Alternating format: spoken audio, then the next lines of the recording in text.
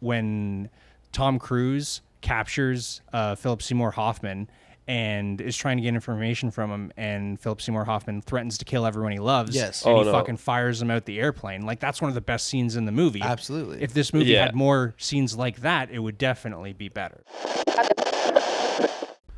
Welcome back to another episode of the Soundscape Sessions. I am Travis, joined once again with my co-host Adam. Hold on, give me a second. Yeah, this is Mission Impossible 3. Yeah, Humpty Dumpty climbed a wall. Oh my god.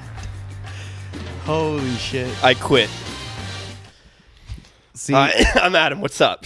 you were off to a really good start with the prop and everything.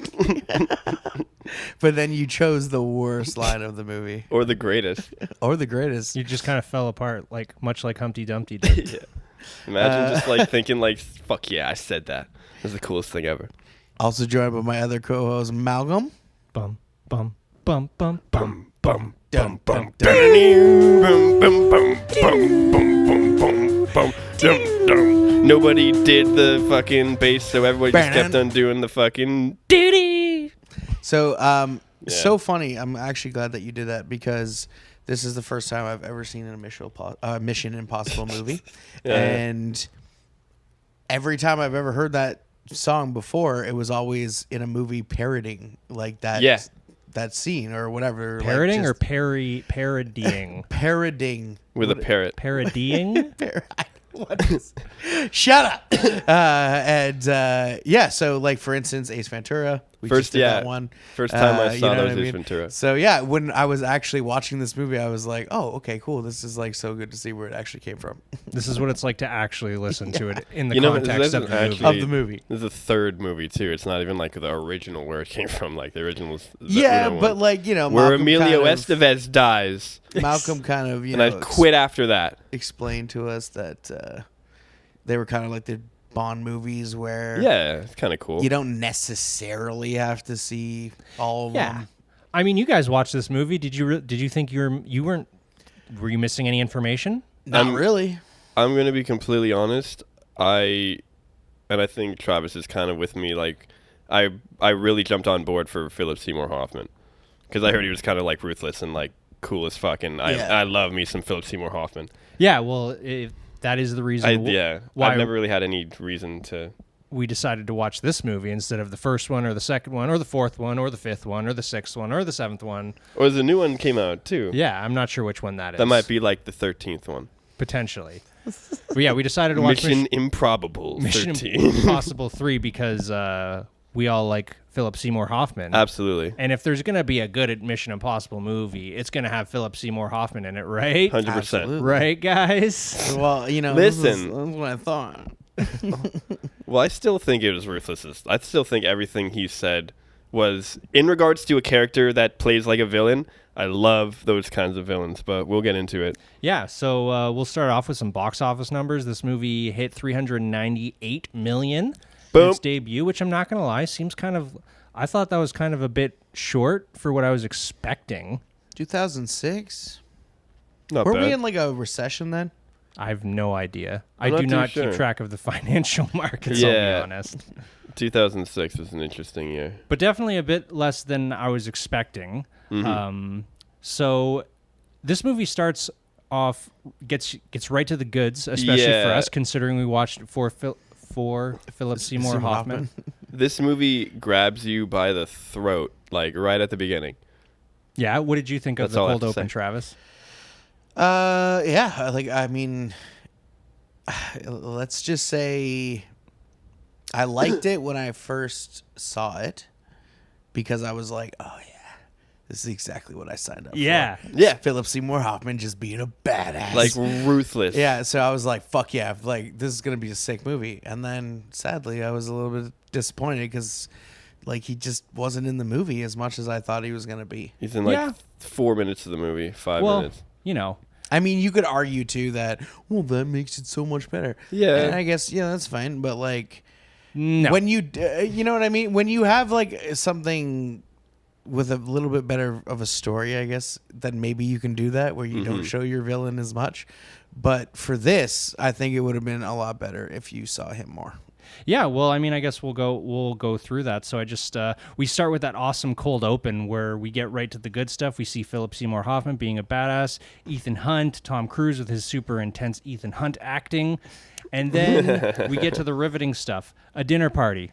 Yeah. Yeah, that's what I signed up for in my Mission Impossible movie. It's okay, don't worry. I got a fun fact about that house. Tom Cruise serving hors d'oeuvres and getting ice. I just kept on thinking of fucking Jeremy and Wedding Crashers. So, okay, if you see any of the crab cakes, you get a hold of them because I love the crab cakes. So you're going to get those. And if you get those, because you get those, because I love those. Because okay. I love the crab. Okay, bye. So, yeah, no, you're absolutely right. So Ethan Hunt is retired from fieldwork and has settled down with his fiancée, Julia Mead, played by Michelle Monaghan. And she is unaware that he is training recruits. He's adopted many protege. But just when you think you're out of the secret agent life, it pulls you right back in. It's hard to stay out, man. I've been out for years. Just when you think you're out. They pull me back in. Just when I thought I was out, they pull me back in. Yeah, no, I mean, that kind of fucking shit, just like, it's such a common trope, like, you know what I mean? No, yeah, I mean, that's the thing with, like, these movies especially. I've seen, like, all of them, so I fortunately kind of have the context of it. And when you watch, like, 6 of these movies, you kind of grasp, like, what they're going for and what they're trying to do. And, like, they have moments where they take themselves seriously and then moments where they don't take themselves seriously, so you kind of... They build a little bit. As an audience Dumpty member, climbed a wall. You give them a little rope for some things, right? But yes, it is terribly cliche. But that is also kind of the point, right? Mission Impossible, Impossible Mission Force. Yeah. I'm such an idiot, dude. When like in the end, when he's just like, I work for the IHF, and I was like, fuck does that stand for? And I was like in my head, I was like trying to like think about what it was, and I was like, is it like? Anyway, Improbable Missions Force? It was dumb, dude. It was really dumb, and I was like, why wouldn't it be that? Yeah. So one of his proteges, Lindsay Ferris, has been captured while investigating the arms dealer, Davian, played by Philip Seymour Hoffman, the reason we're here. FSH. PSH. PSH. So Ethan rescues Lindsay, and they collect some damaged laptops, I guess, because, you know, you're always collecting computer equipment in 2006. You never know when something's going to be valuable. All kinds of electronic spy shit, 2000s, you know. There's a they're thing. advanced, man. Yeah. So as they flee, Ethan discovers an explosive pellet implanted in Lindsay's head, which kills her before he can disable it. That was pretty... This guy... Her fucking eyeball just pops out of her head. 2 different directions. That was brutal, Malcolm, man. who am I? Oh, that hurt my face. And let's talk about that scene, too, where it's just like... She did. You want a Mission Impossible movie. So we're talking about like how it gives us the goods with Philip Seymour Hoffman. And then we go to the dinner party. But then we go straight to this mission where shit's flying off the handle. A bomb's going to explode in someone's brain. There's rockets firing at the helicopter. They're flying through a fucking your girl's falling out of the helicopter. Like, yeah, man. It's like, what more can Maggie we throw Q? onto this? Maggie Q. Okay, yeah. I'm going to go in quick PSA here. No, it's not even a PSA. I get like emotionally attached to characters and shit. And... that's why I was trying to detach myself from Ethan Hunt's wife throughout this entire movie, because I knew something was going down with that. But then throughout the entire movie, I find myself, right when I saw Maggie Q, I was just like, oh, what's up, Maggie Q? And then like throughout the whole movie, like even when she was like, anyway, she's fantastic. I love Maggie Q so much. She's great. I cared more about her than Ethan Hunt's wife. I mean, she's in the movie more than Ethan Hunt's wife. Exactly, and I'm actually super stoked on that. That's why I got really emotionally attached to Maggie Q, and didn't want anything bad to happen to her, and I was giving her advice throughout the entire movie. They were there. Anyway, I don't know. It was like, it was almost like too much. Like, you know what I mean? Like, I get it. Okay, it's called Mission Impossible, but like, I mean, shit was hard enough. Like, you know, shit was going hard like, enough. You know what I mean? How many things can something be impossible? Like, yeah. Like, it just kept throwing more and more on it. But I guess, yeah, you could say there's a laughable part to that. Well, like I guess it doesn't. It's take almost itself like too Looney seriously. Tunes, right? It is, and like honestly and truly, like for me, I enjoyed watching this movie just because we were laughing and joking about like all the crazy shit. Yeah. But like, I don't think I would really get anything out of this if I just watched it by myself. I mean, except for Philip Seymour Hoffman. For Philip Seymour Hoffman. Yeah. The guy like just like steals the show. I would definitely be like, okay, this was a cool scene. Yeah, this was a cool scene. scroller. Like, even when he's on the phone, like absolutely, you're just like, was that him? Is he on the phone? Is he talking to you? Which is like, I mean, we'll get to it a little bit, but like, it has a 72 or something rating, and like, I completely disagree with that. A 72%. You think it should be lower? I think it should be lower. Can we lower? Well, so that, and I'm sure the popcorn rating for this is even higher than 72%. Well, so here's the thing about like those ratings on like Rotten Tomatoes, right? Is that's just like a positive review score, right? So 72% of reviews are positive. Yes. That doesn't necessarily mean the movie is like 72 out of 100 in terms of quality. Yeah, that's true. So it's not really indicative of the technical aspects of the movie, but like I think this is a movie where like more people can like it than not. But it's also like one of those movies where like there's kind of like a bunch of movies like this that like if you kind of just like shut your brain off and enjoy, they're almost like just as good. Whereas like this one, it like because they throw so much money at it, and like you have Tom Cruise and you have all these like crazy scenes that like take the spectacle is like taken up to like almost another level where it's really easy to just shut your brain off and enjoy it. It's not like Con Air where it's almost too cartoony. Let's not bring Con Air into this. No, but no, we have to, because there's definitely comparisons. Like, there's comparisons to a lot of fucking movies. Well, but in like this I'm movie. just saying, like we were talking about it earlier, so we might as well bring it up. Like, yeah, to me though, Con Air is a better movie, like because it doesn't. Like, yes, it has some of those fucking moments in it where, it has a ton of them. It doesn't have a ton. The I would say there's bridge is way one, like, less there's so in many. this movie than there is in The van. in Mission Impossible 3. I feel there's like literally 45 minutes that could be cut out of this movie, and it would be so much better. Really? Okay.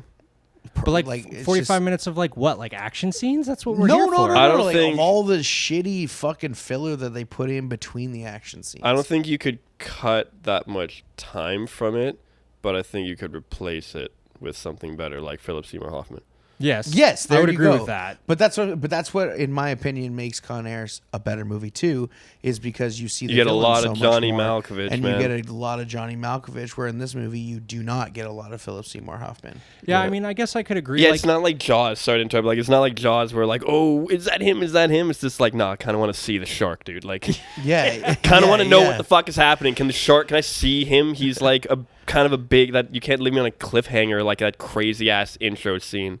Well, yeah, and I think like with Jaws, it's like you don't see the shark, but it's implied that the shark is there. Yeah. Where there's just a lot of times where Philip Seymour Hoffman just like isn't in this movie. Yeah. And he really should be. Like if there was like that scene in the airplane, when Tom Cruise captures Philip Seymour Hoffman and is trying to get information from him, and Philip Seymour Hoffman threatens to kill everyone he loves. Yes. And Oh, he no. fucking fires him out the airplane. Like that's one of the best scenes in the movie. Absolutely. If this movie Yeah. had more scenes like that, it would definitely be better. You know why? 100%. Because Philip Seymour Hoffman's in it. Yeah, But, well, like, Tom I Cruise mean, is pretty good too. Tom Cruise is pretty good too, but the thing is, like, I'm glad you brought that up because, like, just going back to, like, I love villains and things like that, but, like, my favorite type of villain is, like, a villain that's just, like, so confident in, like, what he's doing that it's, like, it's beneath him.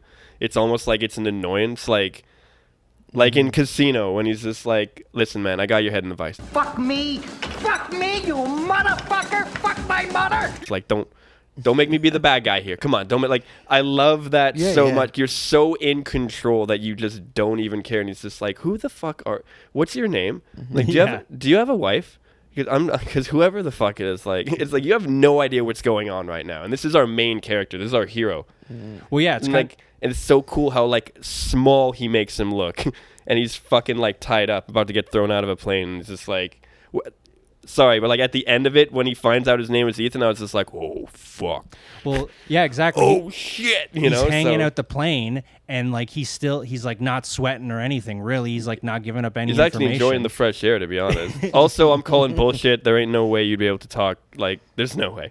You wouldn't be able to hear anything. I mean, that's you could say there's no way about so many things in this it's a movie. Yeah, but that won the most. I mean, there's no way you can get into the Vatican with like Right? little that many people. I'm gonna be honest. They got into the Vatican really easy, man. Like, It you gotta took us wait- a long time to get into the Vatican back in the day, and we were fucking innocent I mean, kids. he was Like, dressed like a priest, so yeah. I'm sure that No, but helped. like even before then, like We were dressed as kids. you got to wait in line for at least a couple hours before you're getting into St. Peter's Basilica, dog. Yeah, he went to the underground. No, that was just Underground when water rain- tunnel. Oh yeah. That apparently the Vatican has an underground fucking water sewer tunnel. Oh, so once they get Davian back to America, they decide to take him to visit the set of True Lies. Yeah. That reminded me so much of it. I was like, and then it was so funny because I was like, wait, there's not going to be jets, is there? And there are Dude, you jets. see the exact same bridges, dude. No. Like, I think that's totally on purpose. Like That's they have, funny as hell. Yeah, it's a homage, I'm assuming. for to, sure, like, yeah. one of the greatest action movies of all time, and like that's kind of, I think like that's what this movie is trying to be. It's trying to achieve that ridiculous, tropey, super like popcorn flick. yeah, like some you can watch again, have more rewatchable capabilities and stuff. Yeah, I mean, like True Lies has a bit more like charm, I guess you will. It's True funnier Lies than is this just movie. like right here, man. Like It's right here. right here. True Lies got me right here.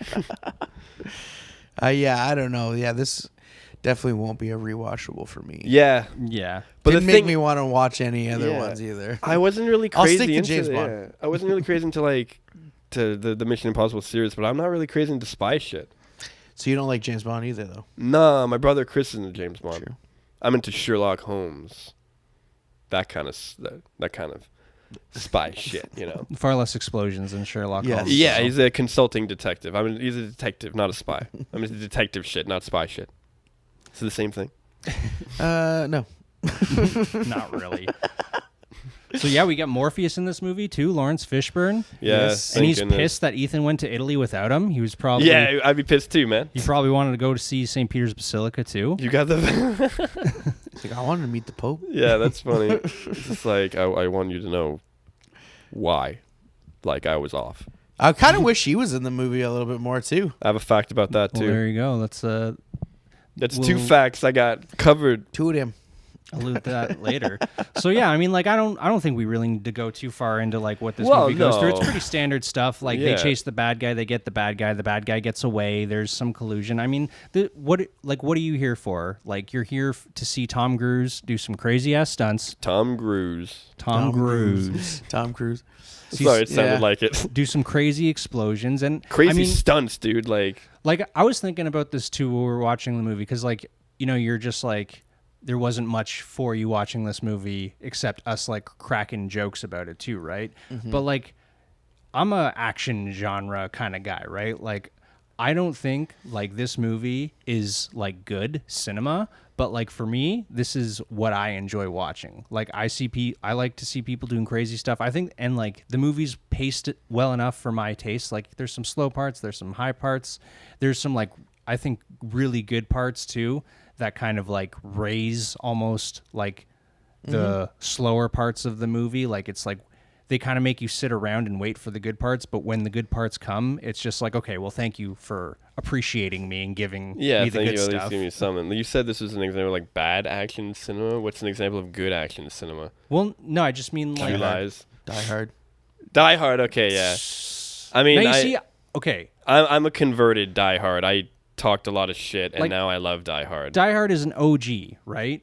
That Yes, this movie's that's what I'm just saying. So, also, And this, this you is- need a good that's- villain yeah, in these movies. that's a When you have good a good point. villain, bro, Like, yes, that's Die the Hard. secret. Die Hard is OG.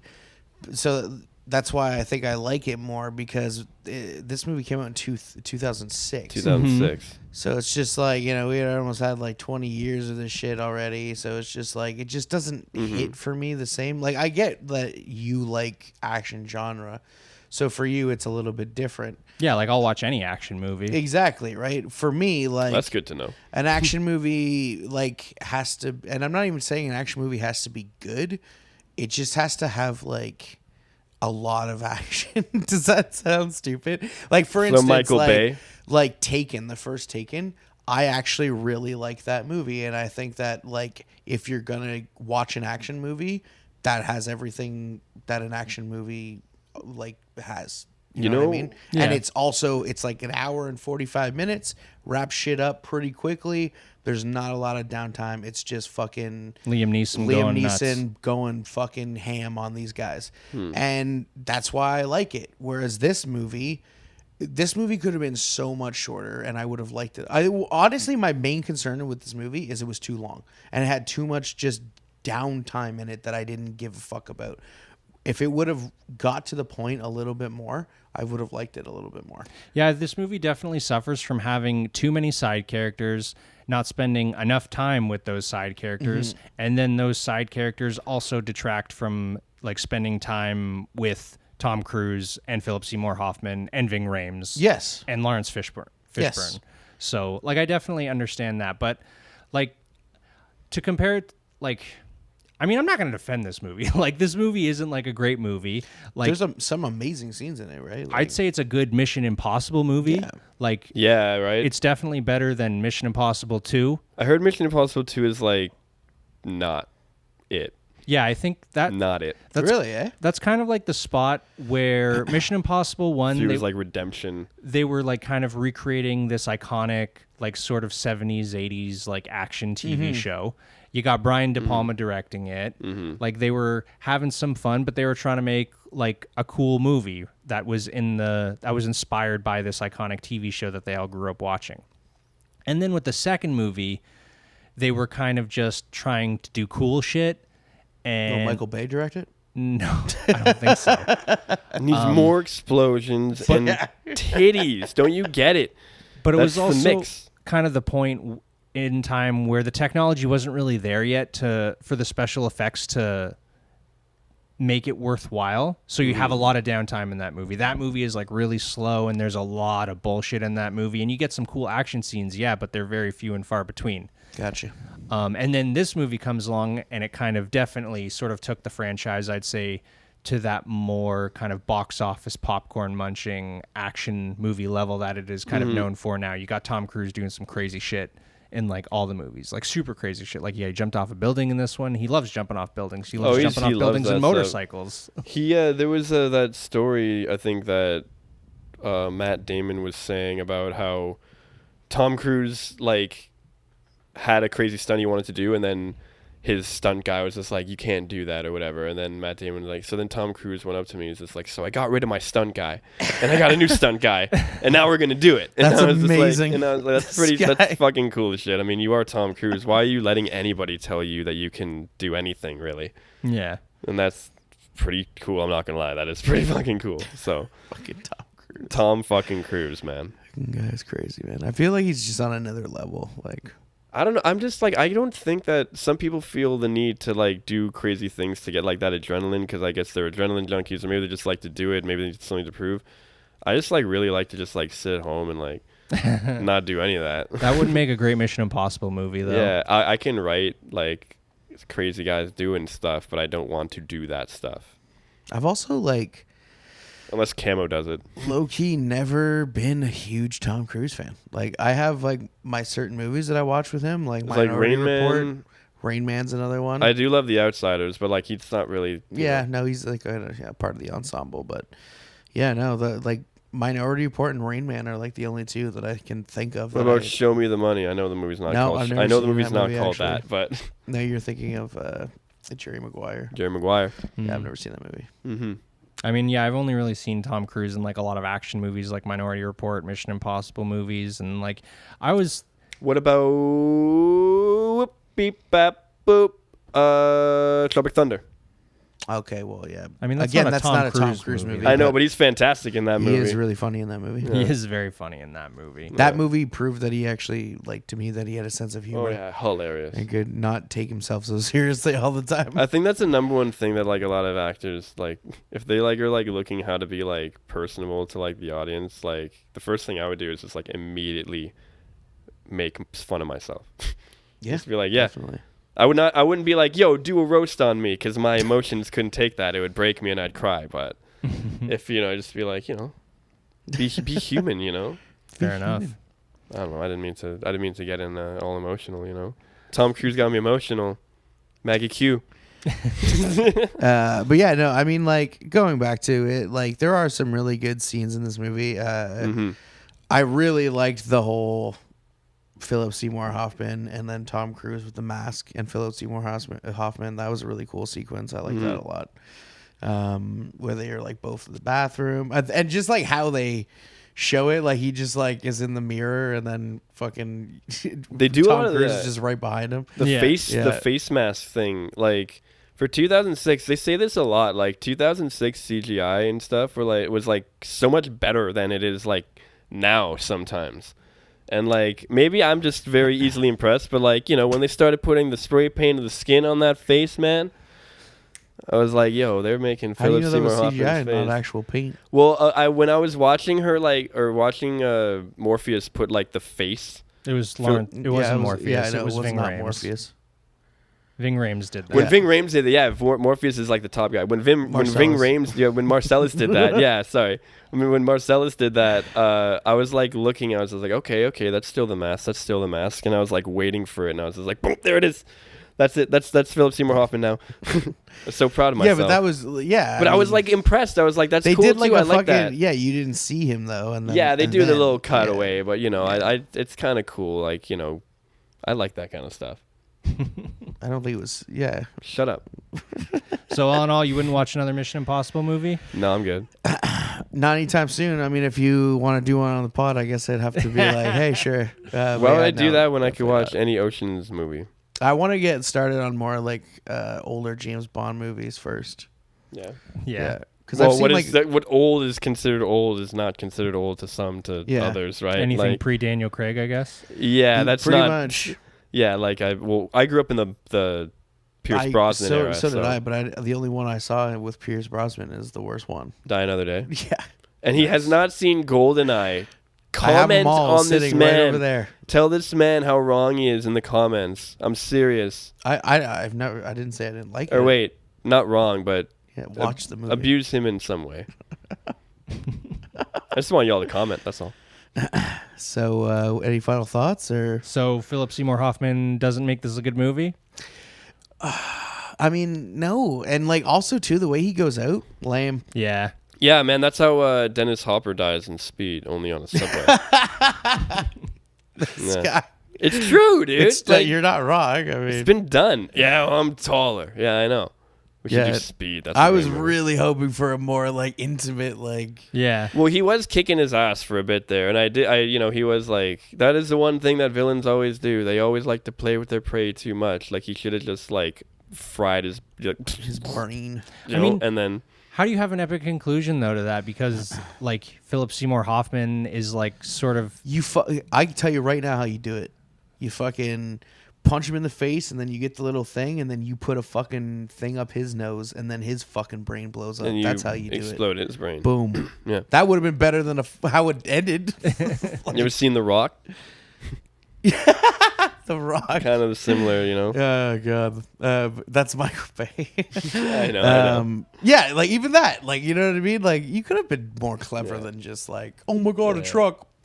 yeah. No, I'm not. I'm not crazy about the ending either. Right. No, I'm a very character guy, I guess. I'm not. I used to love watching action movies growing up, and I used to love Arnold Schwarzenegger and all that stuff. But then I grew up and I started to realize like I'm more into like choreography. You know what I mean? Fight choreography. Like and I'm like more into that kind of stuff. And I guess that's why I watched a lot of Jet Li movies growing there's up some and good Jackie Chan choreography in movies. this movie. There is some Yeah. good choreography, and I was actually really impressed with that. But it wasn't like.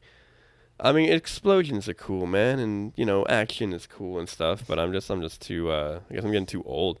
I didn't really. You damn kids are getting too loud with your Mission Impossible 3. pick up too much on what was going on with Dr. Manhattan. Like he was No. good, and then he was bad, and then he's good, and then he's bad. Like what the He was just kind of good, and then Yeah. he was just bad. But Yeah. Yeah, Like, he's yeah. trying to justify both sides. And I'm just like, you can't really No, well, bullshit me, buddy. it's like what I said earlier. It's just like the movie suffers from having too many characters, jumping around, not focusing long enough on any of them. And then when it does focus on them, it's like it jams a bunch of shit into like 5 minutes.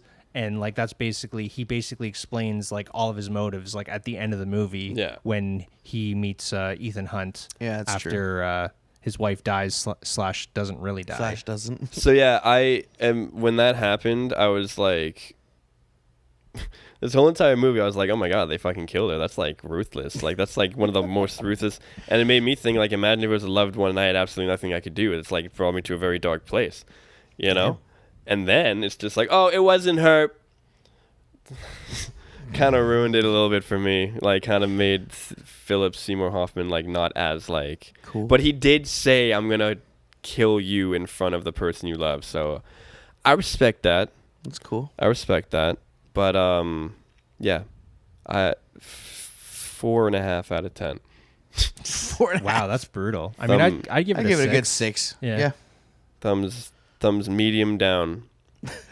Thumbs at a 45-degree Thumbs angle. medium down out of 10. I don't think that's a 45-degree angle. You know what? I don't know, man. I try to go into everything and like be all like excited and stuff, and I did like this. A lot of fun. It's just I don't think I would really watch it again. It didn't really give me any urge to watch any new.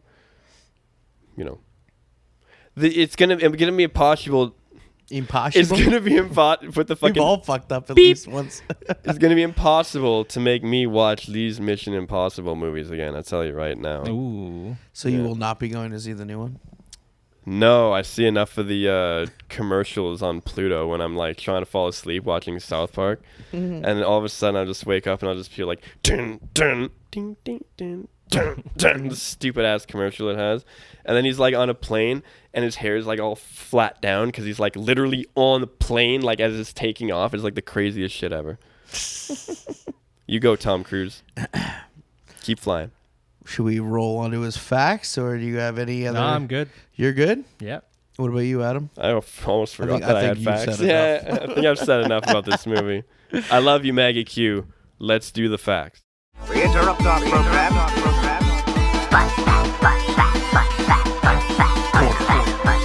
Bring you this important message.